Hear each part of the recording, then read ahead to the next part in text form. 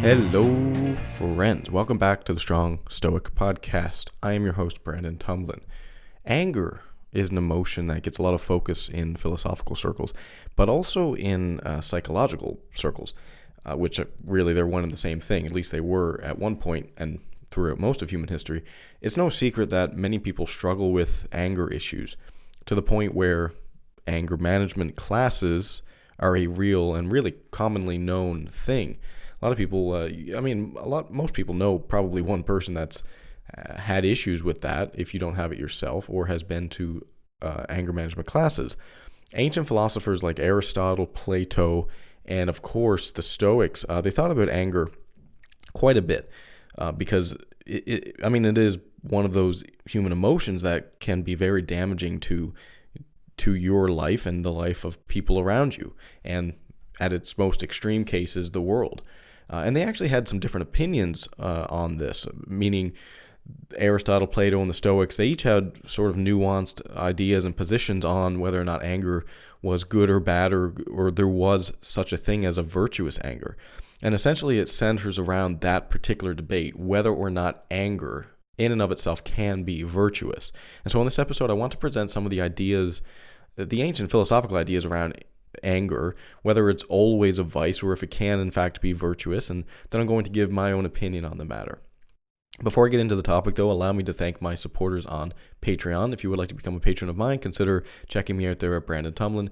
You get early access to the episodes.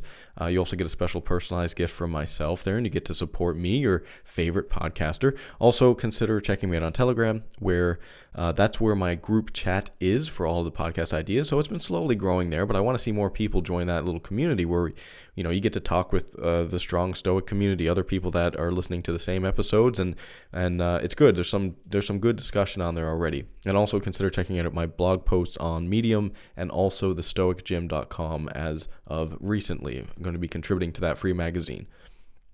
Okay, let's get into the topic. There's three types of anger in philosophy. Broadly speaking, there's emotional anger, which is really a visceral response, meaning it's a deep inner feeling and it's in response to threats or perceived threats to yourself or others. For example, if you're in the woods and a bear attacks you, you may have an emotional response that makes you a little bit angry. And that makes sense, right? Obviously that's a survival situation. In fact, that's what it was designed by nature to do. It's part of your fight or flight response. And it isn't really right or wrong per se, but it's really because it's out of survival.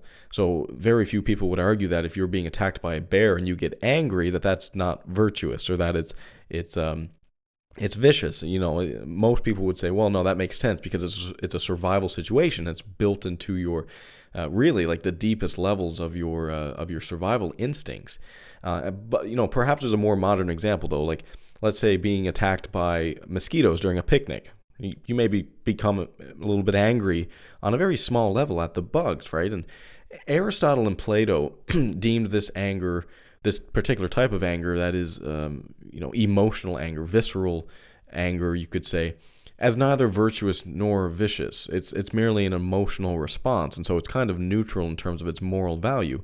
And I'll get into what the Stoics thought earlier, because, quick note here, the Aristotle and Plato came before the Stoics, so the Stoics kind of built on some of these ideas, and not only built on them, but changed some of them as well. They had a different interpretation of it. But I want to start with just talking about Aristotle and Plato, because they really started the whole conversation on anger, at least in terms of Greek philosophy.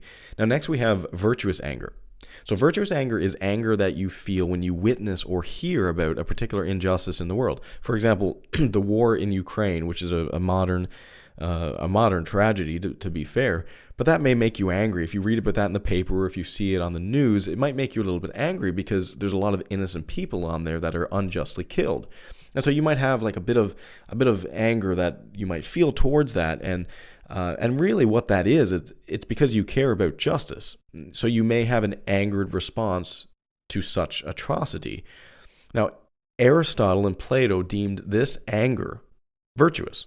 It's a virtuous type of anger. That anger that comes from a place of fighting injustice.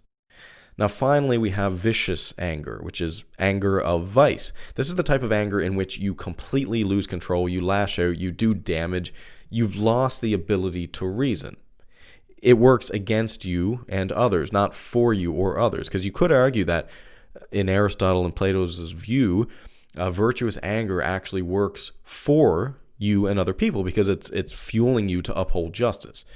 But this type of anger, this vicious anger, it actually starts to work against you. And I mean, the classic example is, perhaps a person that is who lashes out at their spouse for something, and then they get really angry. And in the worst possible case, it's like domestic violence, which is pretty bad. But that's sort of that vicious anger. Again, this isn't something that's nice to talk about. This is anger of vice. It's not a good thing. It's characteristic of a bad character.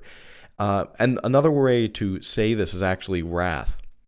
So wrath is another way of describing, or rather a synonym for vicious anger. Now, obviously, Aristotle and Plato deemed this a vice. I mean, it's in the name, right? Vicious anger. It also, interestingly enough, included things like bitterness and resentment in their eyes. This was fascinating to me when I learned this. That is, harboring resentment over something towards someone for years is a form of wrath, is a form of vicious anger. Now, the reason is that if you're forming this bitterness and resentment and you're holding on to that, really, you might say that you're holding a grudge. It starts to become a habit, and it starts to become a feature of who you are. Now, the underground man who I've talked about, I did a full episode on him. I think it was episode 116, Dostoevsky's character in Notes from Underground. Very short book. You should absolutely read it if you have not. It's like 80 pages or something, but it's so psychologically deep. And basically what he is he's the manifestation of the most bitter, resentful, angry person that you could possibly imagine. And so this particular man, let's say he's the antichrist, so to speak. I mean, not in the Christian sense, but what I mean is he's sort of the anti-hero. Like, if you can imagine what a hero would be, it's someone who's not bitter, who's not resentful, who spreads good into the world as opposed to anger and bitterness and resentment.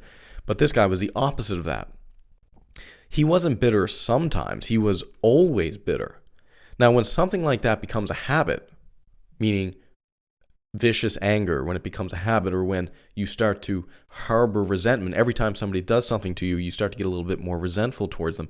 That becomes a vice because it's a habit, and it's very hard to, you form habits throughout your life, and it's very hard to get rid of them. In fact, you can't. You have to replace it with something else. The research on that's pretty clear.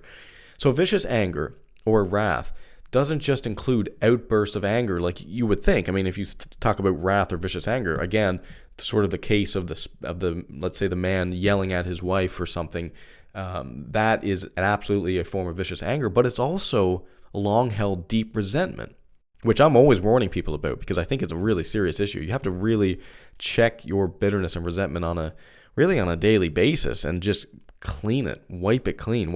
It's a very hard thing to do, but if you don't do that, it's going to build up like barnacles on a ship, and it's going to weigh you down. However, what makes wrath distinctive from the other forms of virtue, that is, emotional, what makes wrath distinctive from other forms of anger, including virtuous anger and like emotional, visceral anger, is that it exceeds what is appropriate under the given circumstances. So let's say your wife is 5 minutes late and you fall into a fit of rage and you tell her how horrible of a person she is and she's not punctual and she can't keep time. That's a form of wrath, right? It exceeds what is appropriate. Now, that isn't to say that, maybe this was something that was particularly time sensitive and you have to explain, like, listen, honey, you have to show up on time because this is really important to me, and it's a little embarrassing when you show up late to this work event or whatever it is. There's a way of dealing. I'm not saying you just ignore the fact that she was late, but again, what is appropriate under the given circumstances? If someone's 5 minutes late, it's not appropriate to fall into a fit of rage and just yell at them and scream at them and tell them how horrible of a person this is. It's probably something like, hey, listen, like I would appreciate it if next time you show up on time. And maybe they say, well, yeah, I know, I'm sorry, I got caught in traffic, I didn't expect it, blah, blah, blah, but I'll remember for the next time. Whatever it is. But the point is that wrath, what's characteristic, what's distinctive of wrath or vicious anger is that it's way past the level of appropriate under the given circumstances. In sum, And actually, this is a quote from Aristotle I want to share, but because it sums up anger really well, at least in Aristotle and Plato's view. And I quote, "Getting angry is easy and everyone can do it, but doing it to the right person, in the right amount, at the right time, for the right end, and in the right way is not easy, nor can everyone do it." So Aristotle and Plato thought that there actually was a place for anger in life. Virtuous anger in their minds was, okay, you're fighting for injustice. Or maybe, there's certain situations where a little bit of anger can actually be beneficial in certain social situations. At least that's what Aristotle and Plato thought. Now, what about the Stoics, right? What about the Stoic view on anger? Well, the Stoics were a bit dogmatic and absolutist about their views on anger. Now, keep in mind that there were many Stoics, right, with somewhat nuanced opinions. Seneca, Epictetus, Marcus Aurelius, they all had slightly different views on anger, but generally speaking, the overwhelming perspective that the Stoics had was that anger was a bit absolute in the sense that it was never good. They thought, generally speaking, that anger was never a good thing. In other words, that it's always a vice, that there was no such thing as a virtuous anger. And their basic reasoning is that, except for some life-threatening situations, so like again, if you're being attacked by a bear, being angry, like if you're being attacked by a bear and you're in a corner and you're 99% going to die, anger might be beneficial there because, you lose your shit and then you freak out, maybe you get really angry and that adrenaline scares the bear away and allows you to survive. So like maybe in some life-threatening situations such as that, being angry might actually be a beneficial thing. But really their basic reasoning is that anger just reduces your ability to reason.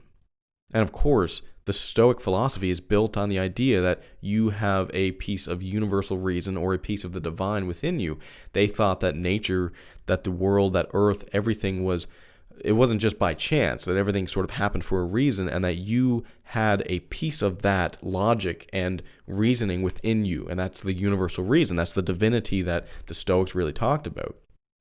And so if you lose your ability to reason, they thought that you lose your ability to be divine, to be godlike. Then basically what happens is you're not seeing things objectively and you have irrational responses to certain things. Hence, even the virtuous anger, quote, quote, virtuous anger that Aristotle and Plato talked about, such as getting angry at acts of injustice, it doesn't allow you to act in the most virtuous way. At least that's the Stoic view. Now, another reason for this is that being angry isn't pleasant. And this was another, I think, perhaps underlooked part of the Stoic view on anger. Being angry is not a pleasant thing. Now, certainly if it's a habit and it's a vicious habit, it can be a pleasant thing. This is something that's sort of it's a hard truth, but people that have anger issues, a lot of times they enjoy that feeling. You kind of lose control, but it's like this adrenaline rush, and there's a little piece of you that actually enjoys it and wants to stay angry, maybe in some ways because you know the consequences once you calm down. But basically, generally speaking, I mean, being angry isn't pleasant. Like if you're caught in traffic and you're getting angry, you're not going to feel good. I mean, nobody would enjoy that. Most people would you look to the car next to you and there's someone there singing to a song in traffic, like, okay, that probably looks like a little bit of a better way of dealing with this. So it doesn't make you feel good. And virtue is supposed to be something that you do that's good, but also that makes you feel good, okay? Now, anger, actually, this is a quote from Seneca I'll share with you, and I quote, "Anger brings about nothing grand or beautiful. On the other hand, to be constantly irritated seems to me to be the part of a languid and unhappy mind, conscious of its own feebleness." And that pretty much sums up overall the Stoic view on anger, is that, even if there is such a thing as virtuous anger, wouldn't it be better if you just upheld justice while not feeling terrible? Like, could you not get irritated by those little things and still uphold justice? And that was sort of the Stoic perspective on that. So Seneca also made the point that, though, regarding the argument that anger is useful, let's say on the battlefield or even when fighting injustice, and it makes people brave, that actually it would be better for people to be brave to begin with and not need to rely on anger. So here's another quote from Seneca. Anger is useful, says our adversary, because it makes men more ready to fight. According to that mode of reasoning, then, drunkenness also is a good thing, for it makes men insolent and daring, and many use their weapons better when the worse for liquor. No man becomes braver through anger, except one who without anger would not have been brave at all. Anger does not therefore come to assist courage, but to take its place. And so their main reasoning here is that, listen, if you're saying that, yeah, a bit of anger is good because it gives you courage, Seneca's saying, well, no, that's actually not real courage. That's not real courage because you have to rely on anger. Real courage is in the absence of adrenaline, in the absence of anger.